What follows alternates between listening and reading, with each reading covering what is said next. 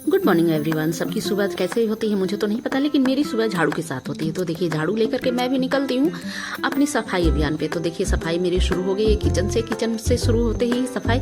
साथ में देख सकते हैं सिंक में बर्तन पड़े हुए, क्योंकि मैंने रात को बर्तन नहीं धुला था। मैं बहुत थक गई थी, काफ़ी लेट हो गया था, इस वजह से मैंने बर्तन नहीं धुला। मैंने सोचा चलो कोई बात नहीं, सुबह में धुल लेंगे। सुबह उठते ही पहले मैंने उठाया झाड़ू उठाते ही मैंने सफाई शुरू कर दिया। रात को बची हुई रोटी थी जो सीलिंग पे रह गई थी, तो मैंने भी उसको भी साइड कर दिया कि डॉगी को दे दूंगी। सफाई करते हुए आ गई हूँ मैं कचड़े को लेकर के बाहर फेंकने के लिए। साथ ही में मैंने देखा कि देखो सुबह के बज रहे हैं 5:45, मतलब अभी 6 तो बजे नहीं है, लेकिन सूरज भगवान इतनी जोर से निकले हुए हैं कि ऐसे लग रहा है जैसे 10 बज रहा होगा। इसी के साथ मैं सूरज भगवान को देख करके आ गई पानी पीने। पानी पीते ही पता चला कि मेरी बिटिया रानी उठ गई है। बिटिया उठते ही मम्मा मम्मा करने लगती है, और बस मेरा क्या था, मैं तो निकल चुकी हूँ पोछा लगाने। क्या है कि घर है मेरा बाहर का, तो इस वजह से घर में गंदगी बहुत ज़्यादा हो जाती है। धूल इस टाइम इतना उड़ता है कि मन ही नहीं मानता झाड़ू पोछा के लिए। तो मैंने सोचा क्या चलो आज सफाई कर लेते हैं। साथ ही में देख सकते हैं एक हाथ से मैं पोछा लगा रही हूँ, दूसरे हाथ से मैंने कैमरा पकड़ रखा है, मोबाइल पकड़ रखा है। मोबाइल से मैं रिकॉर्ड करती हूँ, पोछा के साथ साथ ही रिकॉर्ड भी करने लगी। उसके साथ ही मैं पोछा कंप्लीट हुआ, आ गई मैं किचन में आने के बाद मैं बना रही हूँ बैंगन का भरवा, क्योंकि मेरे बेटे का है फेवरेट। बेटे ने बोला मम्मी बैंगन का भरवा बना, मैंने बोला चलो ठीक है बना देते हैं।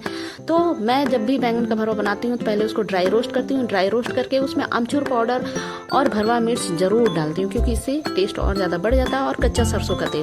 तो ये लीजिए मेरा बन करके बैंगन का भरवा तैयार हो गया है। जब भी आपको रेसिपी चाहिए होगी बताइएगा, तो मैं आपके लिए एक अच्छा सा रेसिपी बना दूंगी। इसी के साथ नाश्ता बनते ही मैं हो गई नहा धोआ के तैयार। नहाने धोने तैयार होने के बाद ही बेटी का क्या था, बस मम्मा गोदी आना है, मुझे डालने थे छत पे कपड़े। तो मैंने कहा चलो ठीक है आ जाओ गोदी।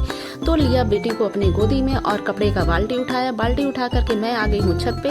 और ये देखिए एक हाथ से फिर मैंने अपने हाथ में मोबाइल पकड़ा, दूसरे हाथ से मैं कपड़ा डालने लगी। इसी के साथ ही बेटी को भी ध्यान देना है, क्योंकि आगे साइड में मेरे छत पे रेलिंग नहीं लगा हुआ है, जिससे मेरी बिटिया बार बार भाग के जाती है। तो थोड़ी 2 कपड़े में डालती थी, फिर भाग करके जाती थी अपनी बिटिया को पकड़ने के लिए, फिर आती थी फिर कपड़े डालती थी। ऐसे ही हमारा सिलसिला चल रहा था। इसी के साथ मैंने एक हाथ से कपड़े डाल लिए, अपने कपड़े डाल करके कंप्लीट किया। कंप्लीट करके फिर मैंने देखा फिर बिटिया भग रही है, फिर मैंने पकड़ करके उसको लेके आई। क्या करूं, करना तो पड़ता ही है।